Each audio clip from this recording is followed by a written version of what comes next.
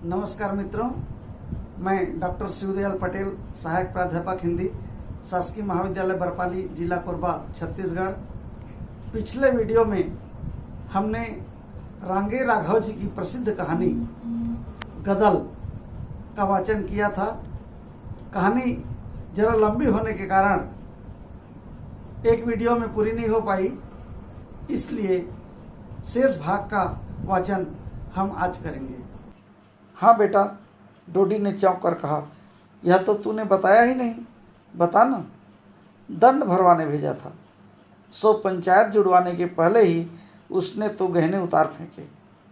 डोडी मुस्कुराया, कहा, तो वह यह बता रही है कि घर वालों ने पंचायत भी नहीं जुड़वाई, यानी हम उसे भगाना ही चाहते थे।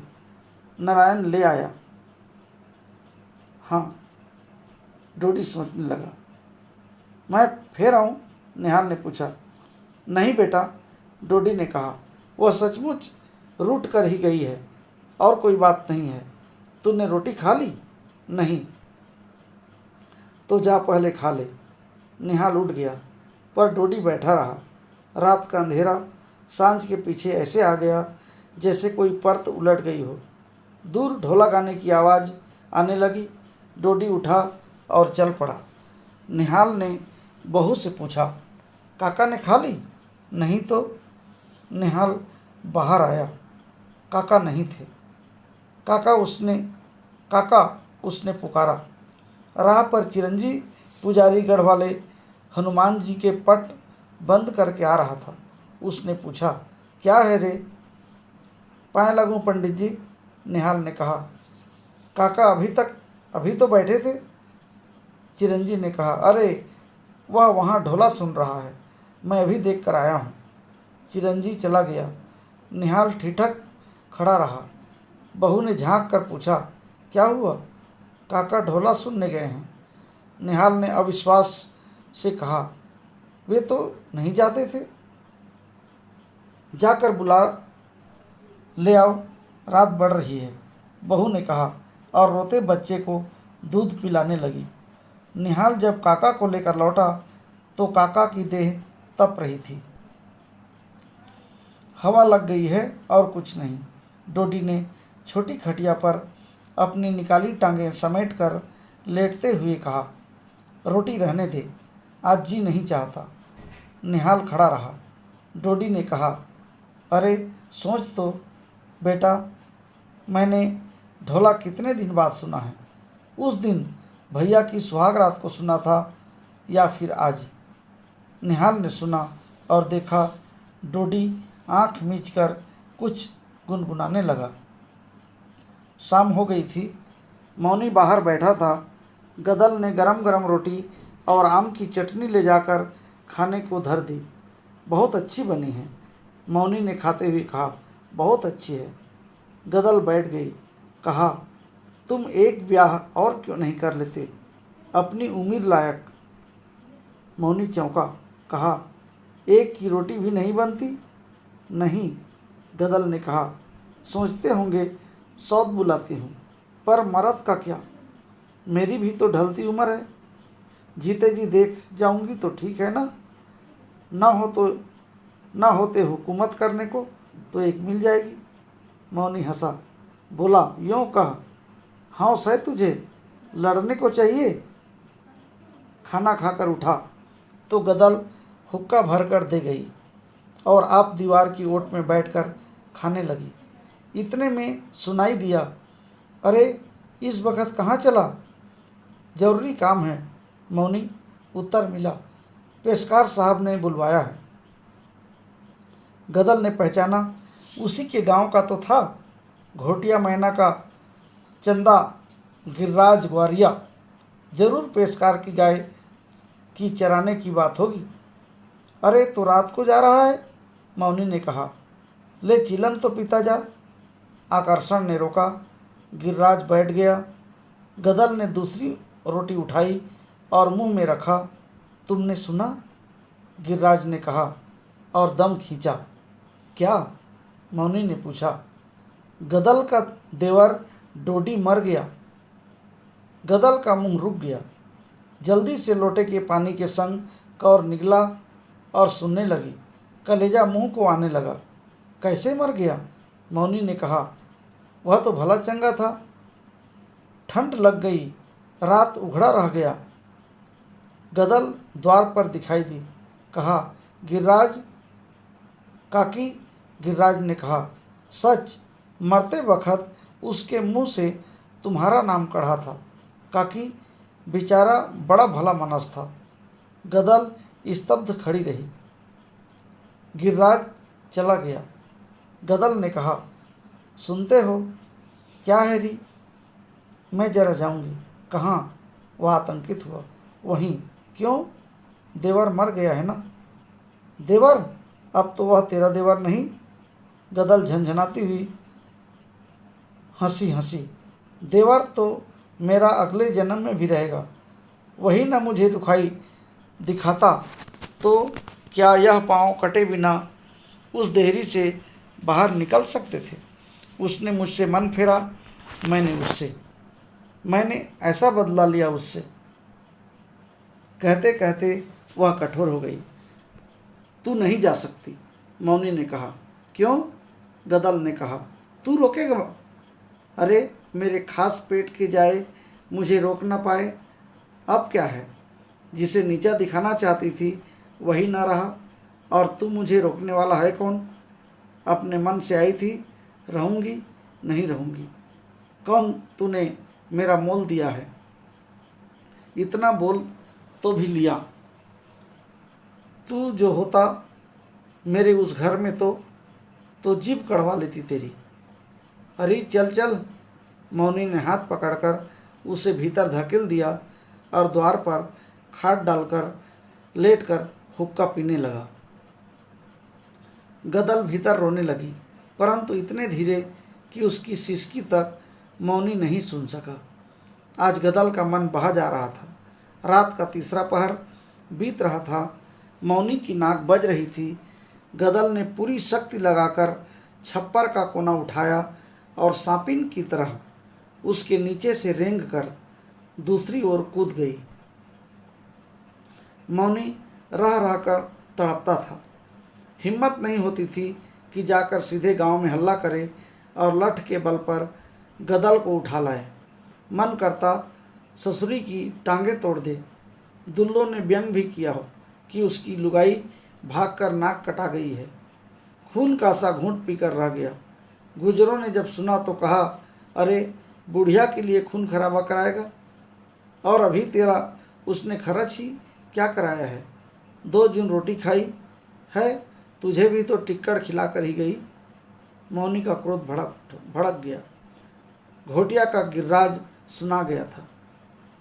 जिस वक्त गदल पहुंची, पटेल बैठा था। निहाल ने कहा था, खबरदार, भीतर पाँव न धरियो। क्यों, लौट आई है बहू? पटेल चौंका था। बोला, अब क्या लेने आई है? गदल बैठ गई। कहा, जब छोटी थी तभी मेरा देवर लठ बांध मेरे खसम के साथ आया था। इसी के हाथ देखती रह गई थी। मैं तो सोचा था मर्द है, इसकी छत्तर छाया में जी लूँगी। बताओ पटेल, वह ही जब मेरे आदमी के मरने के बाद मुझे न रख सका तो क्या करती? अरे मैं न रही तो इनसे क्या हुआ? 2 दिन में काका उठ गए ना। इनके सहारे मैं रहती तो क्या होता? पटेल ने कहा, पर तूने बेटा बेटी की उम्र न देखी बहू? ठीक है, गदल ने कहा, उम्र देखती की इज्जत, या कहो मेरी देवर से रार थी, ख़त्म हो गई। ये बेटा हैं। मैंने कोई बिरादरी के नेम के बाहर की बात की हो तो रोक कर मुझ पर दावा करो, पंचायत में जवाब दूंगी। लेकिन बेटों ने बिरादरी के मुंह पर थूका, तब तुम सब कहाँ थे? सो कब? पटेल ने आश्चर्य से पूछा। पटेल ना कहेंगे तो कौन कहेगा? 25 आदमी खिलाकर लुटा दिया मेरे मर्द के कारज में। पर पगली, यह तो सरकार का कानून था। कानून था? गदल हंसी। सारे जग में कानून चल रहा है पटेल। दिन दहाड़े भैंस खोल कर लाई जाती है।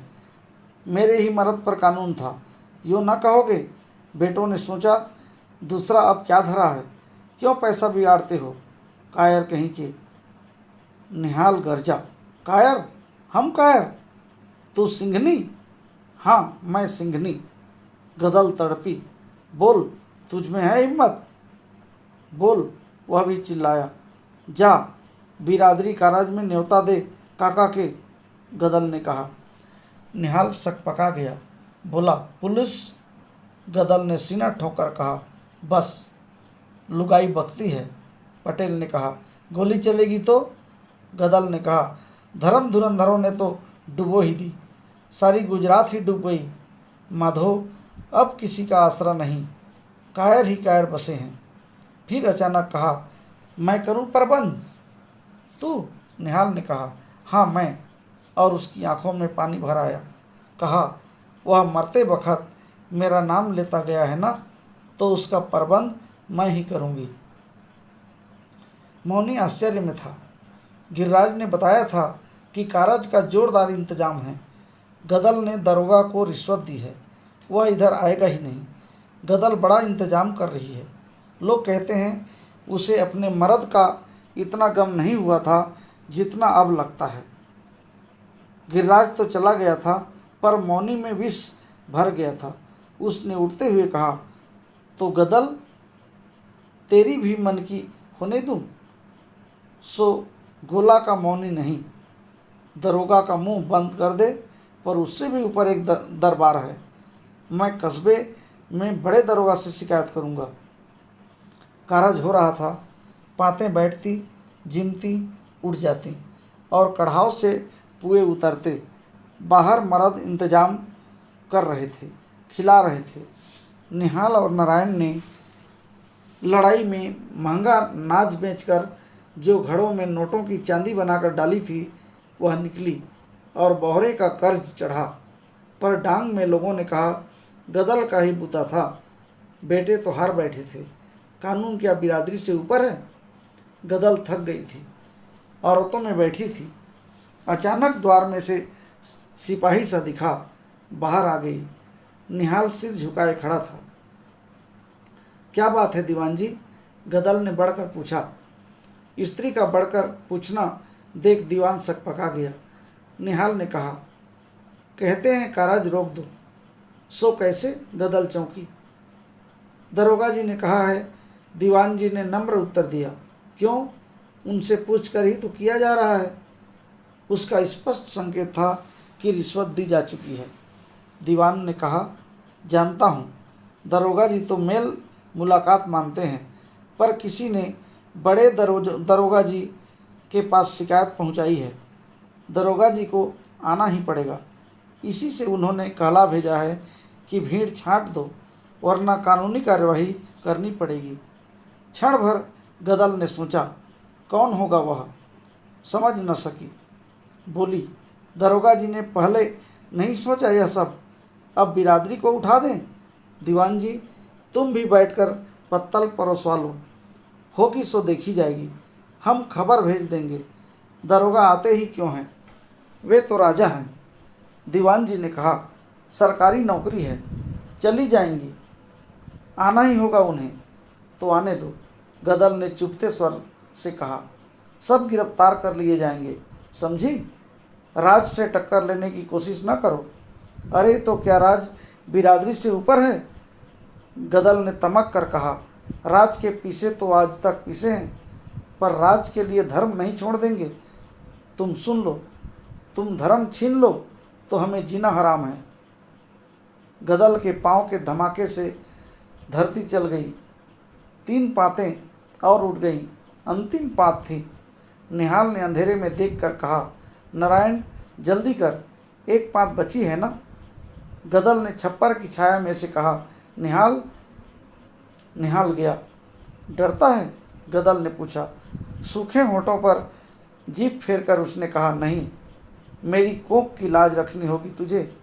गदल ने कहा, तेरे काका ने तुझको बेटा समझकर अपना दूसरा ब्याह नामंजूर कर दिया था, याद रखना, उसकी और कोई नहीं। निहाल ने सिर झुका लिया।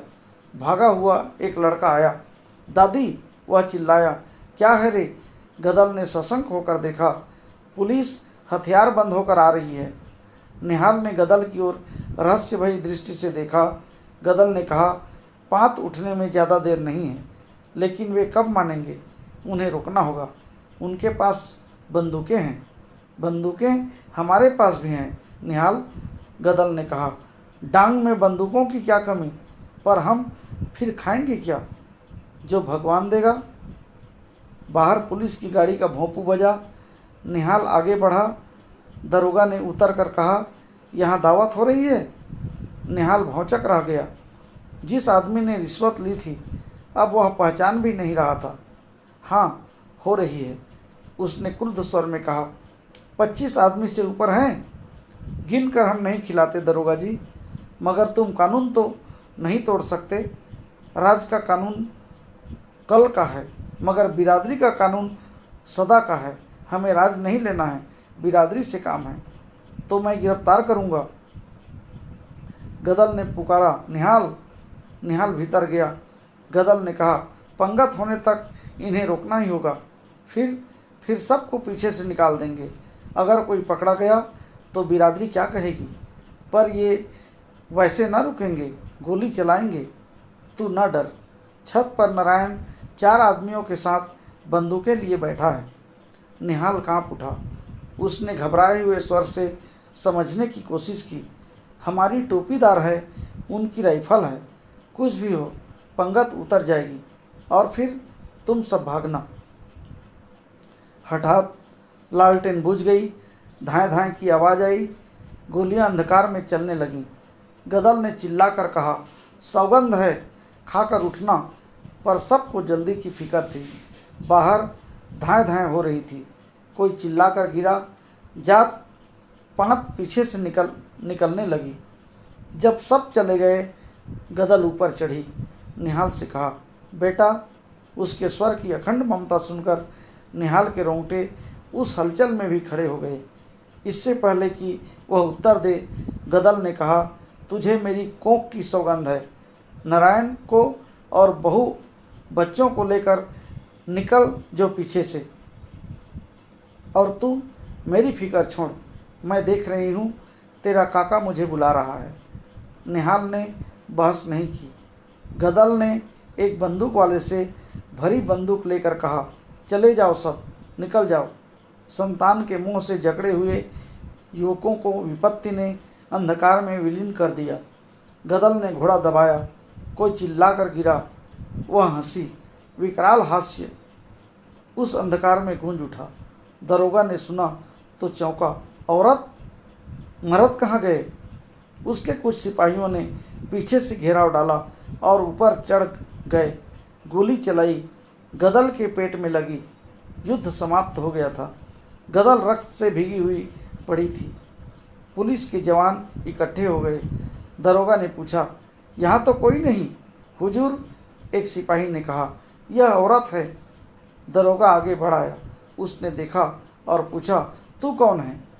गदल मुस्कुराई और धीरे से कहा, कारज हो गया दरोगा जी, आत्मा को शांति मिल गई। दरोगा ने झल्ला कर कहा, पर तू है कौन? गदल ने और भी क्षीण स्वर में कहा, जो एक दिन अकेला न रह सका उसी की। और सिर लुढ़क गया। उसके होठों पर मुस्कुराहट ऐसी दिखाई दे रही थी जैसे अब पुराने अंधकार में जलाकर लाई हुई पहले की बुझी लालटेन।